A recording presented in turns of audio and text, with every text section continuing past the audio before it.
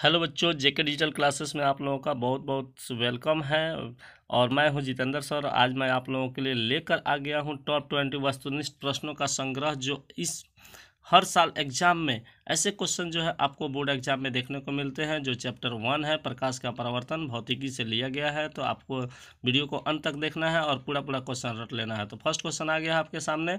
किस दर्पण को अभिसारी दर्पण कहते हैं? आपको बच्चों बताना है कि किस दर्पण को अभिसारी दर्पण कहते हैं। अगर पहले से जानते हैं तो जब तक टाइम चल रहा है उससे पहले आप लोग कमेंट में आंसर दे सकते हैं, और जैसे ही टाइम खत्म होगा मैं आपको आंसर बताऊंगा। चलिए, आपका टाइम समाप्त हो गया है और इसका उत्तर हो जाएगा आपको अवतल दर्पण। ठीक है दोस्तों, अवतल दर्पण को अभिसारी दर्पण कहते हैं, तो उत्तल दर्पण को आप अपसारी दर्पण कह सकते हैं, कहते हैं। ठीक है, अगला क्वेश्चन आ गया है आपके स्क्रीन पर। किस दर्पण की फोकस जो है आभासी होता है, यानी काल्पनिक होता है? आपको बताना है कि किस दर्पण की फोकस जो है, किस दर्पण का फोकस जो है आभासी होता है दोस्तों, यानी कि वर्चुअल होता है। आपका टाइम समाप्त है। चलिए मैं बता देता हूँ। उत्तल दर्पण, इसका मतलब है कि अवतल दर्पण का फोकस जो होता है वह वास्तविक होता है। ठीक है, उसके बाद क्वेश्चन नंबर 3 आपके स्क्रीन पर आ गया है। गाड़ियों के साइड मिरर के रूप में कौन सा दर्पण उपयोग होता है? बच्चों आपको बताना है गाड़ियों के साइड मिरर के रूप में कौन सा दर्पण उपयोग होता है। तो आप लोग गाड़ी देखे होंगे, गाड़ी का साइड मिरर भी देखे होंगे। इसका उत्तर हो जाएगा आपको उत्तल दर्पण। ठीक है, तो आपको अगला क्वेश्चन आ गया आपके स्क्रीन पर। बड़े बड़े सैलूनों या हजामती के समय यानी कि दाढ़ी बनाने के लिए किस दर्पण का उपयोग होता है? ठीक है, तो आपको टाइम स्टार्ट है। आप लोग अगर पहले से आंसर जानते हैं तो इसमें कमेंट बॉक्स में जाकर कमेंट कर सकते हैं। चलिए, आपका टाइम खत्म हुआ। इसका उत्तर हो जाएगा अवतल दर्पण। ठीक है बच्चों, अगला क्वेश्चन आपके स्क्रीन पर ए रहा। गोलीय दर्पण में फोकस दूरी और वक्रता त्रिज्या में संबंध है। आपका टाइम स्टार्ट है। आप लोग टाइम खत्म होने से पहले जरूर से ज़रूर आंसर देने की कोशिश कीजिए और कमेंट बॉक्स में अच्छा सा आंसर दीजिए। ठीक है, चलिए बच्चों, तो आप लोगों का टाइम समाप्त हो गया और ये होता है आपको r बराबर 2f या f इक्वल टू r/2 होता है। ठीक है, अगला क्वेश्चन आपके स्क्रीन पर ए रहा। किस दर्पण में हमेशा आभासी, सीधा एवं बराबर प्रतिबिंब बनता है?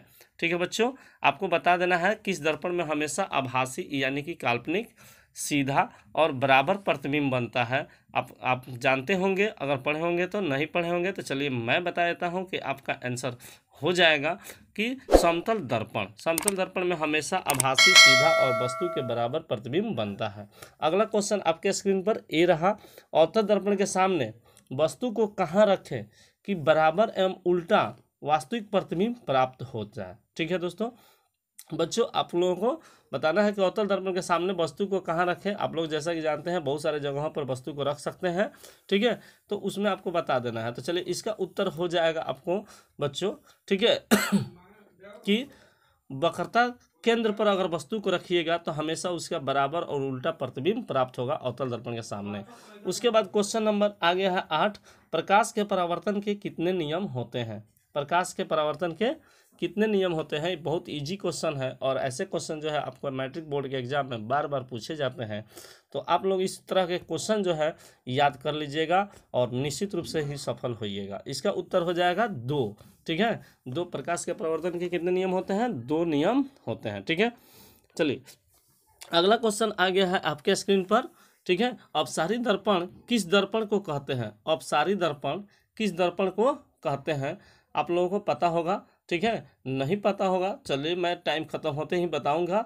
ठीक है दोस्तों, बच्चों तब तक आप लोग बने रहिए जेके डिजिटल क्लासेस के साथ। चलिए, इसका उत्तर हो जाएगा आपको उत्तल दर्पण। उत्तल दर्पण को अपसारी दर्पण भी कहते हैं। उसके बाद है क्वेश्चन नंबर 10। वास्तविक प्रतिबिंब हमेशा होता है। वास्तविक प्रतिबिंब कैसा होता है दोस्त? आपको पता होगा कि वास्तविक प्रतिबिंब कैसा होता है, उल्टा होता है या सीधा होता है या टेढ़ा होता है? आप लोग तो पता ही होगा। चलिए, नहीं पता है तो चलिए मैं आंसर आपको बता देता हूं कि वास्तविक प्रतिबिंब हमेशा उल्टा होता है। ठीक है, आपको याद रखना है वास्तविक प्रतिबिंब हमेशा उल्टा होता है और आभासी प्रतिबिंब यानी काल्पनिक प्रतिबिंब जो होता है हमेशा सीधा होता है। ठीक है, तो दोस्तों मैं हूं जितेंद्र सर और हर कदम पर आपके साथ हमेशा जेके डिजिटल क्लासेस रहेगा। और आपको टॉप करना है तो जेके डिजिटल क्लासेस जो है देखते रहिए। और हमारे पिछले वीडियो में पिछले साल बहुत सारे बच्चे ने टॉप किया है। आप भी हो सके तो देखते रहिए वीडियो और आप भी टॉप कर सकते हैं, क्योंकि हमारा प्रयास आपका विश्वास आप सभी हो सफल, दूसरे करें आपकी नकल। ठीक है, इसी के उम्मीद के साथ मैं लेकर आ गया हूँ प्रकाश का परावर्तन, जो फर्स्ट चैप्टर है उसका पूरा का पूरा टोटल 20 ऑब्जेक्टिव, जो कि हर साल एग्जाम में इसी में से आपको रहेगा। चलिए, तो अगला क्वेश्चन आपके स्क्रीन पर ये रहा।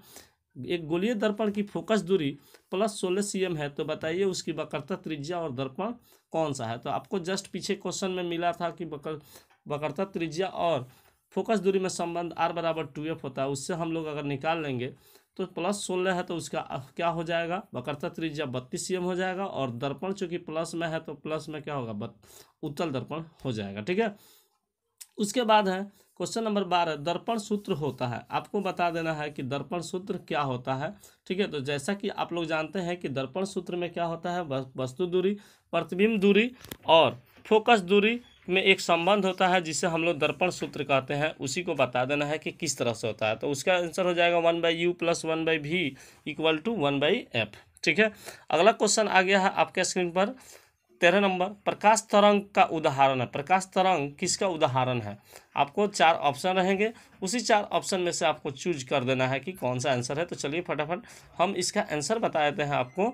ठीक है, कि इसका आंसर क्या होगा। तो चलिए, इसका आंसर आपको हो जाएगा पराबैंगनी तरंग। प्रकाश तरंग जो है पराबैंगनी तरंग का उदाहरण है। ठीक है, इसमें आपको ऑप्शन में मिल जाएगा। यदि किसी बीम का प्रतिबिंब का आवर्धन ऋणात्मक है तो उस प्रतिबिंब की प्रकृति बताना है। क्या बताना है, तो फिर से ध्यान से सुन लीजिए। यदि किसी वस्तु का प्रतिबिंब का आवर्धन जो है ऋणात्मक है तो आपको प्रतिबिंब की प्रकृति क्या होगी बताना है। तो चूंकि ऋणात्मक है इसलिए वह क्या होगा, वास्तविक होगा, और साथ ही साथ जो वास्तविक होता है वहीं उल्टा भी होता है, अर्थात वास्तविक एवं उल्टा। अगला क्वेश्चन आपके स्क्रीन पर ये रहा, उत्तल दर्पण की फोकस दूरी होती है।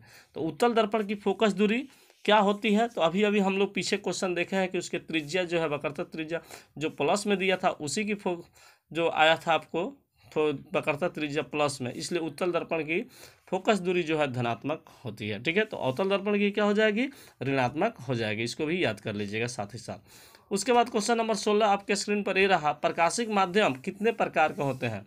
प्रकाश के दृष्टिकोण से माध्यम जो है बच्चों कितने प्रकार के होते हैं आपको बता देना है। ठीक है, तो चलिए, आपको अगर नहीं पता है तो मैं बताता हूँ कि ये प्रकाशिक माध्यम जो होते हैं 3 प्रकार के होते हैं, पारदर्शी, पारभासी और अपारदर्शी। ठीक है, चलिए अगला क्वेश्चन नंबर 17 आ गया है, किस दर्पण में प्रतिबिंब हमेशा आभासी, सीधा और छोटा प्रतिबिंब बनता है। किस दर्पण में प्रतिबिंब हमेशा आभासी, सीधा और छोटा प्रतिबिंब बनता है, तो आपको बता देना है। आपके लिए कमेंट बॉक्स में टाइम चल रहा है, तब तक कमेंट बॉक्स में आंसर दे दीजिए। टाइम समाप्त हो गया। चलिए, उत्तर मैं बता देता हूं कि उत्तल दर्पण में हमेशा आभासी, सीधा और छोटा प्रतिबिंब बनता है। इसी का उपयोग साइड मिरर के रूप में भी किया जाता है। उसके बाद है क्वेश्चन नंबर, प्रकाश की चाल सबसे अधिक होता है। आपको बताना है कि प्रकाश की चाल जो है सबसे अधिक कहाँ होता है, हवा में होता है कि शीशा में होता है कि आपको पानी में होता है कि वायु में होता है या निर्वात में होता है। चलिए, तो इसका उत्तर हो जाएगा आपको निर्वात में, क्योंकि निर्वात में जहाँ कोई माध्यम नहीं होता है वहाँ प्रकाश गमन कर सकता है और सबसे तेज चलता है। ठीक है, तो इसलिए इसका आंसर हो जाएगा निर्वात। उसके बाद क्वेश्चन आ गया है आपको, समतल दर्पण की फोकस दूरी होती है। आपको बता देना है समतल दर्पण की फोकस दूरी कितनी होती है, यही क्वेश्चन पूछा गया है। ठीक है, आपका टाइम चल रहा है, टाइम खत्म होते ही मैं आंसर बताऊंगा। नहीं जानते हैं तो चलिए बच्चों, आप लोग याद कर लीजिएगा, समतल दर्पण की फोकस दूरी अनंत होती है। उसके बाद है क्वेश्चन नंबर 20, गोलीय दर्पण के परावर्तक पृष्ठ के केंद्र को क्या कहते हैं। गोलीय दर्पण के परावर्तक पृष्ठ के केंद्र को क्या कहते हैं आपको बता देना है। ठीक है बच्चों, तो चलिए आपका टाइम स्टार्ट है, आप लोगों को आंसर बता देना है। इसके उत्तर हो जाएगा ध्रुव। बच्चों, आपको मेरा जेके डिजिटल क्लासेस चैनल कैसा लगा, अच्छा लगा तो लाइक कर दीजिए वीडियो को, और साथ ही चैनल को सब्सक्राइब